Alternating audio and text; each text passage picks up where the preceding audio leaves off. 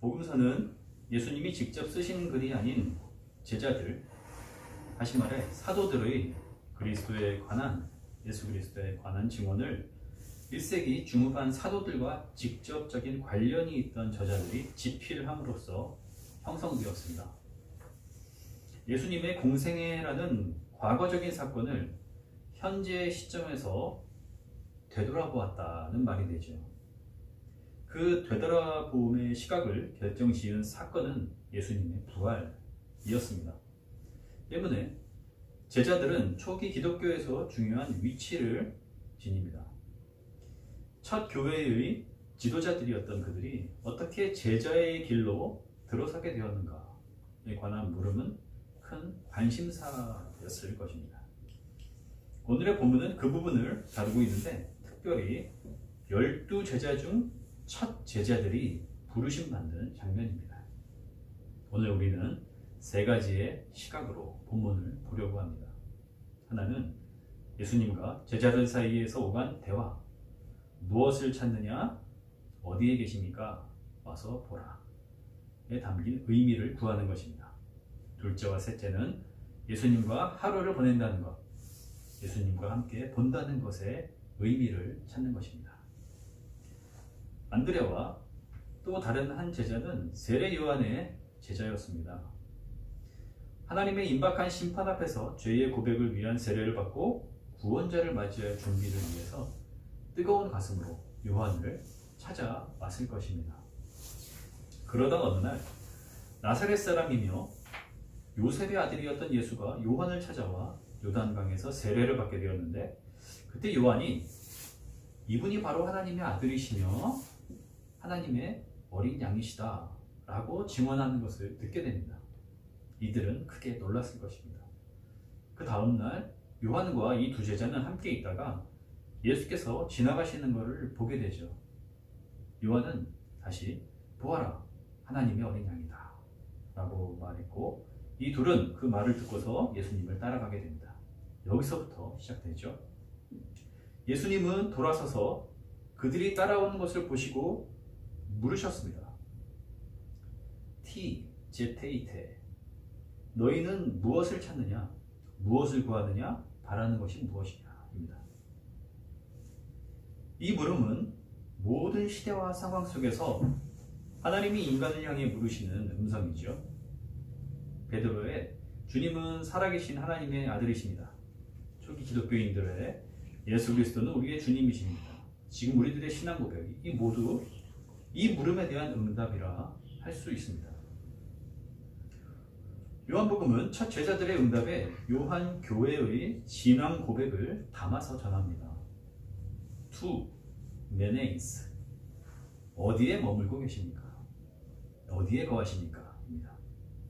이 응답에 요한 교회의 신앙 고백을 담았다라고 말하는 근거는 다음과 같습니다. 그들은 통상적인 대답일 수 있었던 당신이 누군지, 어떤 분인지 알고 싶습니다 라거나 당신이 진정 하나님의 아들, 하나님의 어린 양이십니까? 라고 대답하지 않고 물음에 상관이 없어 보이는 예수께서 머무시는 곳, 지금 계시는 곳이 어딘지를 묻고 있기 때문입니다. 그것은 요한교회가 예수님을 성육하신 하나님의 아들로 믿고 있기 때문이었습니다. 즉, 그분의 말씀은 한낱 교훈이거나 감동의 차원을 넘어선 생명의 근원적인 깊이요, 인간을 새롭게 창조하시는 능력임을 알기에 그분과 함께 머무는 것, 같이 생활하는 것 외에 그분을 밝힐 다른 방법이 없다는 것을 믿었기 때문입니다. 생명은 실제 삶의 시간과 공간 속에서 확연히 드러나고 꽃피는 것이기 때문이죠. 성육하신 하나님의 오심과 물으심 앞에 인간은 당신이 내가 생각하는 이가 맞습니까? 잠시 시간을 내주실 수 있습니까? 하나님의 아들이 어째서 하나님의 어린 양이 되십니까? 등의 물음 제기, 그리고 뜸들임으로 나의 수준에 맞춘 대화를 시도한다거나 시험한다는 것이 부적절하기 때문입니다. 머물다의 동사 이 메노는 15장에서 나는 포도나무이고 너희는 가지인데 너희는 내 안에 머물러라. 그리하면 많은 열매를 맺고 너희가 무엇을 구하든지 그대로 이루어질 것이고 그렇지 않으면 쓸모없는 가지처럼 버림을 받아서 말라버릴 것이다 라는 말씀에서의 머물다 와 동일하게 쓰였습니다. 그분과 함께 머문다는 것은 살아있음과 죽음, 열매 맺음과 말라버림을 좌우하는 기준으로 제시되고 있죠. 예수님이 그들에게 말씀하십니다. 에르케스테 카이 옵세스테 와서 보아라. 여기서 오라는 현재 명령형으로 카이 그리고 보라는 미래 중간태로 쓰여져 있습니다. 의미를 돋우어서 해석한다면 너희들은 지금 오라. 그리고 너희들은 스스로 보게 될 것이다. 제자로의 부름은 자신의 결단에서 비롯될 수 없고 자기 신념의 검증을 위한 수단으로도 사용될 수 없습니다. 오직 오라는 부르심에 따른 응답인데 그 부르심은 이전에 오라고 하셨다 혹은 미래에 오라 하실 것이다가 아닌 언제나 현재적인 부르심이기 때문에 즉각적인 따름과 순종만이 요구됩니다. 그렇게 부르심에 따르게 될 때 제자들은 주님을 통하여서 스스로 보게 될 것입니다. 주님의 말씀이 세상을 창조하신 하나님의 능력을 담고 있다는 것을, 그 능력이 곧 생명의 깊이와 완성이라는 것을, 그 생명 앞에서 누구도 두려움이나 죄나 죽음의 문제로 골몰하지 않게 되리라는 것을, 주님의 행동 하나하나가 하나님은 사랑이시다 라는 선언의 구체적인 증거라는 것을 보게 될 것입니다. 주님은 세상의 권위자들이나 카리스마적인 리더들처럼 그것을 강압적으로 보게 하신다거나 공포로 받아들이게 하지 않으시고 스스로 볼 수 있게 하실 것입니다. 그분은 강압과 공포로 인간을 조작하는 기계적인 분이 아니시고 그것을 심판하시는 인격적인 분이시기 때문입니다. 예수님의 부르심에 응답하여 따른 두 제자는 예수님과 함께 그날을 보내게 됩니다. 본문은 그날 어떠한 대화를 나누셨고 어떠한 일이 있었는지에 관해 구체적으로 언급하고 있지는 않지만 다만 몇 가지를 보도하고 있습니다. 하루를 함께 하였고 그 하루를 지나 안드레는 예수님을 메시아라고 고백하게 되었으며 자신의 형인 베드로에게 그것을 증언하였다는 점과 첫 제자들이 예수님을 만난 시각이 오후 4시쯤이었다는 것입니다. 우리는 요한복음 전체의 메시지를 통해서 그날의 일들을 풍성하게 재구성할 수도 있겠지요. 배화들과 식탁 교제에 초점을 맞춰서 말입니다. 하지만 그때가 오후 4시쯤이었다라는 본문의 직접적인 증언만을 가지고 예수님과 함께한 하루의 의미를 살펴보려고 하는데 그중 시간적인 관점의 차원만을 다뤄보려고 합니다. 수많은 기록들 대부분이 일시를 적고 있습니다. 세계사적 사건이든 개인의 일기든 그것을 표기하려고 합니다. 기억되고픈 순간, 기억되어야 하는 순간으로 남겨두려는 것이죠. 왜일까요? 중요하고 의미가 있기 때문입니다. 마태, 마가, 누가가 보는 예수님의 전기적인 관점과는 달리 예수님이 누구신가라는 신학적인 관점에 초점을 맞추고 있는 요한복음이 여기에서 4시라는 구체적인 인간의 시간을 언급하고 있다는 점은 이례적이면서도 특별한 의미를 가집니다. 그것은 1장 14절 육신으로 오신 하나님이신 예수 그리스도, 1장 2절 태초 때부터 계셨던 주님, 1장 4절 생명이시며 모든 사람들의 빛이신 주님을 우리들의 시간, 인간의 시간인 오후 4시에 직접 배웠다라는 역사적 경험으로서의 의미를 담고 있기 때문입니다. 간직하고 보존하고 싶은 요한교회의 염원과 자긍심을 엿볼 수 있습니다. 많은 신학자들이 안드레와 함께한 다른 한 제자를 요한으로 보는 경향이 짙다는 점도 이를 뒷받침합니다. 우리가 말하는 현재란 무엇일까요? 지나간 과거를 후회하거나 긍정하면서 미래를 계획하고 조정하려는 인간의 시간이 현재라는 것인데, 그 현재는 과거와 미래 그 사이에서 실체라는 것이 있기는 한 걸까요? 누구나 현재를 살아간다라고 말은 하지만 현재의 시간을 붙잡아 둘 수 있다거나 소유한다는 건 불가능한 것처럼 보입니다. 시간의 기록은 그것을 붙잡아 두고 싶은 욕망을 표현한 게 아니런지요. 이처럼 인간의 시간은 특별한 사건이 없으면 흐르게 됩니다. 하루하루가 어떻게 지나가는지 모를 정도로 몇 년, 아니 한평생이 그냥 그렇게 흘러버리고 말이죠. 시간의 창조주이신 하나님이 이러한 인간의 시간 속으로 육신을 입으셔서 들어오셨습니다. 예수 그리스도를 통해서 말입니다. 주님은 과거에 빗대어 계획과 두려움 속에서 미래를 맞닥뜨리게 되는 정처 없이 흐르는 인간의 현재라는 시간을 살아있는 생생한 지금으로 스쳐 지나가는 것이 아니라 하나님 안에서 받아들여지고 지속될 희망의 지금으로 바꾸어 주셨습니다. 그 지금을 다른 말로 하면 영원입니다.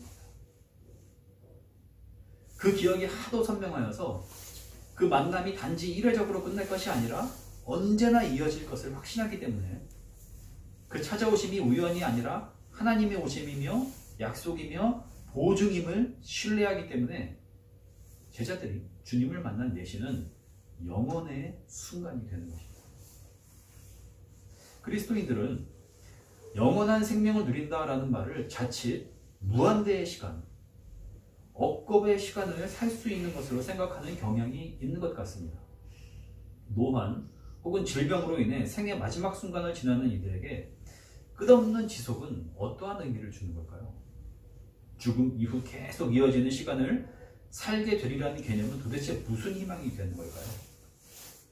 영원은 하나님의 생명 안에 받아들여진 충만한 상태이며 하나님과 함께 있는, 곧 예수님과 머무는 더할 나위 없는 만족과 안식을 의미하는 것입니다. 물론 그 충만한 생명과 안식은 하나님 안에 있으므로 일회성으로 끝난다거나 우연적으로 왔다가 지나가는 것이 아니라 언제나 지속되며 변함없는 신실함으로 보존될 것입니다. 그것이 영원이며 우리가 영원한 생명을 누리게 된다라는 말에서 영원히 주는 의미입니다. 첫 제자들이 그날 오후 4시를 영원으로 경험한 것처럼 우리도 언제나 현재로 오시는 시간의 주님이신 예수님의 오심을 경험할 때 나의 시간에서 영원을 경험할 수 있게 될 것입니다. 예수님의 오라는 부르심이 현재형으로 주어진 명령이라는 것을, 그 부르심은 모든 인류에게 열려져 있다는 것을 안다면 우리는 희망으로 삶을 바라볼 수 있게 되는 것입니다. 여기서 기억해야 할 것은 그 영원의 경험이 자신의 내부로부터 비롯될 수 없다는 것, 그것은 자기 암시, 심리적인 확신이 아니라는 것, 우리에게 오시는 예수님에게서부터 주어지는 은혜이며 곧 선물이라는 점입니다. 본문을 바라보는 세 번째 시각인 예수님과 함께 본다는 것의 의미를 생각해 봅시다. 너희들은 앞으로 보게 될 것이다. 이 말은 우선적으로 내가 너희를 본다라는 우리 주님의 말씀을 담고 있습니다. 38절은 이렇게 시작하죠. 예수께서 돌아서서 그들이 따라오는 것을 보시고 물으셨다. 첫 제자들의 부르심에서 주님은 먼저 보시는 주체이시며 제자들은 돌아서서 바라보시는 주님의 눈에 들어와 있습니다. 하나님이 우리를 보신다는 말은 인간의 찾음과 두려움과 갈망과 나아가고자 애쓰는 길을 바라보고 계신다는 의미입니다. 하나님의 보심, 그 안에는 자신의 형상대로 지으신 사랑, 나는 너희 하나님이 되고 너희는 나의 백성이 되라 이스라엘을 향한 신실하신 계약, 세상에 와서 모든 사람을 비추시는 참 빛이신 예수님의 모습이 모두 담겨 있습니다. 우리는 우리를 바라보시는 주님 앞에서 홀로 있지 않게 될 것이고 길을 잃지 않게 될 것입니다. 예수님과 함께 본다는 것은 이전과는 다르게 세상과 사물과 인간을 전적으로 새로운 차원에서 봄을 의미합니다. 첫 인간 아담과 하와로부터 시작된 선악의 분별, 판단과 심판, 인정받음의 강박에서 벗어나 새 창조된 인간으로서 다르고 참되게 볼 수 있게 된다는 것을 의미합니다. 하나님 안에서 살아있음에 충만한 기쁨을 오늘 발견하고 하나님이 동일하게 취하셨기에 인간의 영혼과 육신을 고귀함으로 대면하게 되고 햇빛과 물과 공기와 토양, 시간과 수학을 통해 제공해 주시는 양식을 깊은 감사로 바라보게 하는 것 등입니다. 예수님과 함께 있다면, 예수님 안에 머문다면, 예수 그리스도를 통해 이 세계를 본다면 생명의 깊이와 신비를 매 순간 경험하게 될 것이고 모든 것 안에 깃든 하나님의 사랑을 느끼게 될 것입니다. 주님은 생명과 사랑 그 자체이시기 때문입니다. 너희들이 보게 될 것이다 라는 주님의 말씀은 궁극적으로 너희가 하나님을 보게 될 것이다 라는 복된 선언입니다. 구약에 따르면 인간은 하나님을 결코 볼 수 없고 하나님을 본 자는 죽는다 라고 하였습니다. 죄와 죽음 가운데 있는 인간은 생명 자체이신 하나님을 감히 볼 수가 없다는 것이었죠. 하지만 하나님은 예수 그리스도를 통해 인간에게 자신을 보여주셨고 알려주셨습니다. 14장 9절에서 빌립이 예수님께 하나님을 보여달라고 하자 나를 본 사람은 아버지를 보았다 라고 말씀하셨고 14장 7절에서는 나를 알기에 내 아버지를 안다 라고 말씀하셨습니다. 하나님을 볼 수 있고 알 수 있게 되리라는 것은 무엇을 의미합니까? 생명을 얻게 되리라는 것입니다. 하나님을 피하던 두려움이 사라지고 모세가 십계명을 받고 내려올 때에 하나님의 영광 때문에 수건으로 얼굴을 가려야 했는데 그 수건도 벗겨져 버리고 자기 소멸이라는 죽음의 불안을 내면에 비밀스럽게 간직한 채 구원받았습니다 라고 자기 암시하던 그 불확신과 위선도 떨쳐버리고 죄와 죽음으로부터 해방된 충만한 생명을 얻게 되리라는 것입니다. 인생의 어느 때 우리는 모두 각자 다른 삶의 정황과 순간에서 오늘 선포되는 주님의 말씀을 듣습니다. 그러나 공통적으로 이 말씀이 시간의 창조주이시며 우리의 시간으로 들어오셔서 지금 현재적으로 말씀하고 계시는 주님의 음성임을 알고 지금을 영혼의 경험으로 받들게 되었습니다.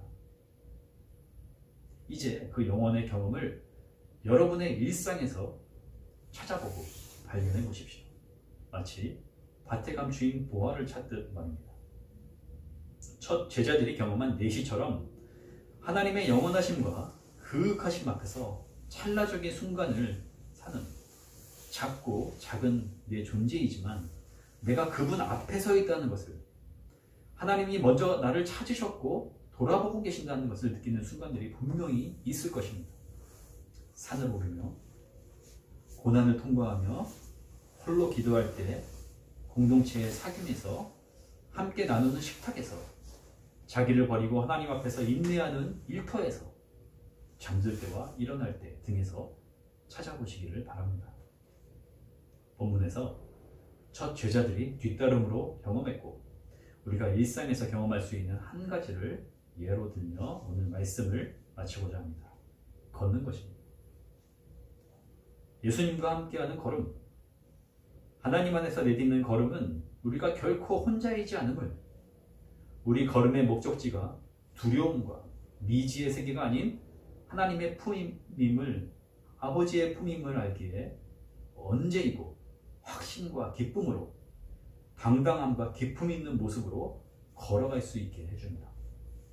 걷는다는 것은 나를 따라오너라 부르시는 우리 주님의 따뜻한 음성에 오늘 내가 할 수 있음을 의미하고, 예수님과 함께 우리가 앞으로 나아갈 수 있음을 의미하기에 그것은 언제나 우리를 일으켜 세우는 희망이 됩니다. 그렇습니다.